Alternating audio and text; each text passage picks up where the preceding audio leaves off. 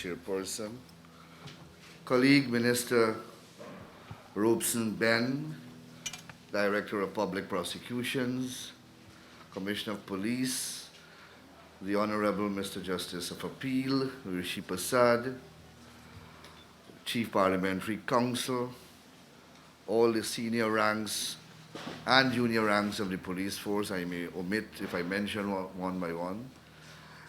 Deputy Solicitor General, former Commissioner of Police, Mr. Silal. For me to speak to you here this morning at this very simple but important ceremony. The support for the criminal justice system program of the Ministry of Legal Affairs, as you heard, is an Inter-American Development Bank funded program which has as its objective the reduction of the prison population in Guyana. To achieve its objective, the program focuses on two specific problems, namely the over-reliance of the justice criminal system on custodial sentences and the overuse of pretrial detention. Recent research shows that Guyana has a prison population rate of 264 per 100,000 of the national population, which significantly surpasses the world average.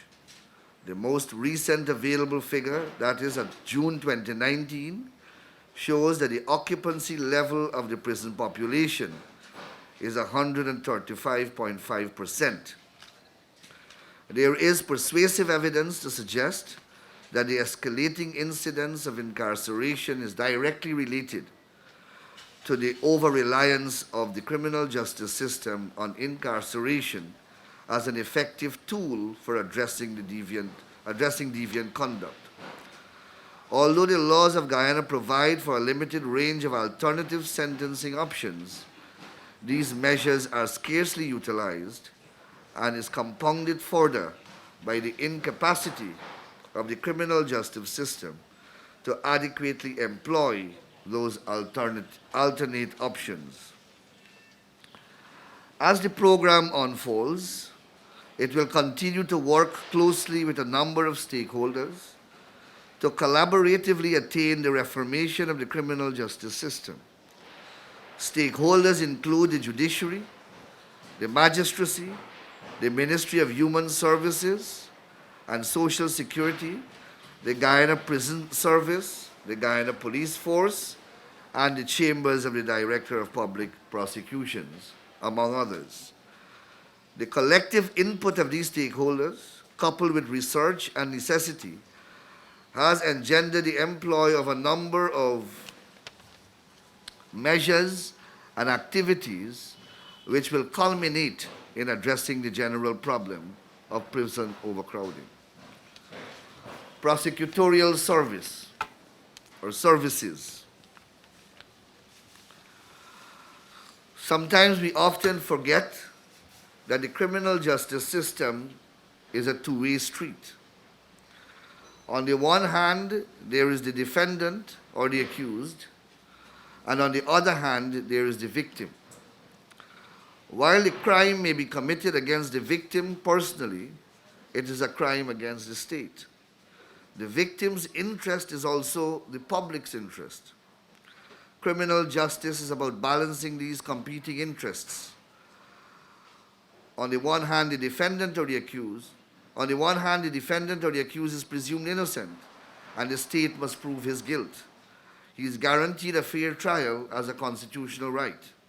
On the other hand, the defendant, and by extension the public interest, the victim and the public's interest must also be protected. The state interest must also be canvassed fairly before the court. This function is performed by the prosecution. Fundamental to balancing these competing interests is ensuring that each side is adequately represented in that adversarial system which is ours. One of the activities embraced by this program is the strengthening of the prosecutorial arm of the state. This component of the program is aimed at enhancing the chambers of the Director of Public Prosecutions, as well as the Prosecutor's Office of the Guyana Police Force. It is this component of the program that we celebrate today. The program, in its quest to strengthen the prosecutorial arm of the state, has lent support to the Office of the Director of Public Prosecution and the Guyana Police Force, both here at Brigdam and at New Amsterdam, Berbice. The program supported civil works at Brigdam, which commenced in January of 2020 and concluded in June of 2020. The works included the provision of construction services for its rehabilitation, electrical installation, plumbing installation, and painting. Similarly, at the prosecutor's office located at Berbice, the program is privileged to also support the rehabilitation of that office, along with the provision of electrical, plumbing, and painting services. This activity commenced in July and was recently completed. Additionally, the program supplied electrical equipment, computer hardware, and accessories, required law books, cubicles, accessories, office equipment, and furnishings for the office located here in Brigdam. More specifically, the program provided prosecutors with 22 laptops, 3 desktop computers, 22 USB flash drives, 5 printers, 25 desk organizers, 75 task chairs, 26 staff cubicles with workstations, bookshelves, a whole host of criminal law books, both practitioners' books as well as texts, television, refrigerator, water dispensers, and a whole host of other furnishings. The provision of the aforementioned equipment and requisite tools will contribute to better presentation, better representation, greater efficiency and effectiveness in disposing of cases and reducing the need for adjournments. The Chamber of the Director of Public Prosecution has also acquired support to bolster provision of its services. The Chamber was bolstered by the acquisition of 10 desktop computers, 5 laptop computers, 10 laserjet printers, 4 photocopiers, and 1 digital camera, among other things. The Ministry of Legal Affairs is proud to be associated with this initiative and wishes to reiterate its commitment to continually work through the SCJS program to achieve the reduction of overcrowding conditions of our prison system.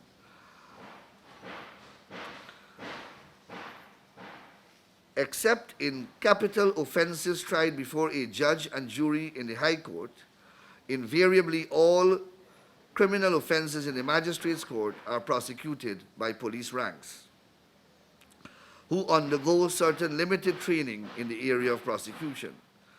Such has been the position since independence in our country. While very few can doubt that, having regard to their limited training, and I dare say their lack of legal education, and in some cases equipped only with secondary education, the police prosecutors have acquitted themselves reasonably well against the most formidable defense counsel.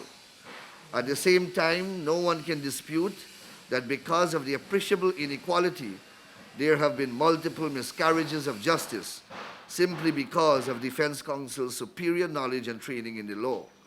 As a result, the victims of crime, the state and the public's interest suffer decades of grievous injustice.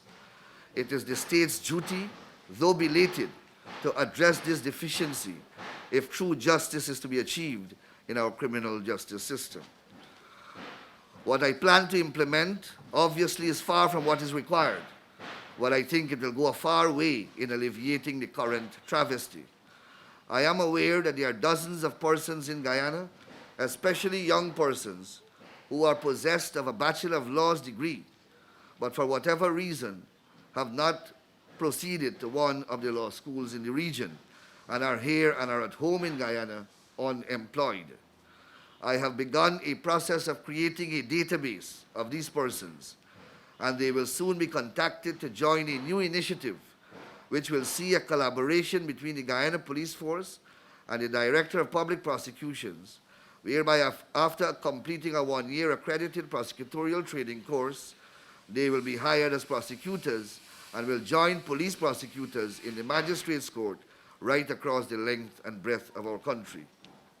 In my view, this addition will augment the quality of prosecutions in our magistrates' court qualitatively, while at the same time provide great job and career opportunities for many of our graduates of law who are unemployed. This must have a positive impact and must result in greater improvements in the standard of our prosecutorial service so that victims of crime can feel confident when they enter the courtroom and be a little more satisfied when they leave in the end that justice has been served. The sad current reality is that many times victims of crime feel that the ordeal which they have to endure in the court because of the lack of proper legal representation is sometimes worse than the crime itself which they had to endure.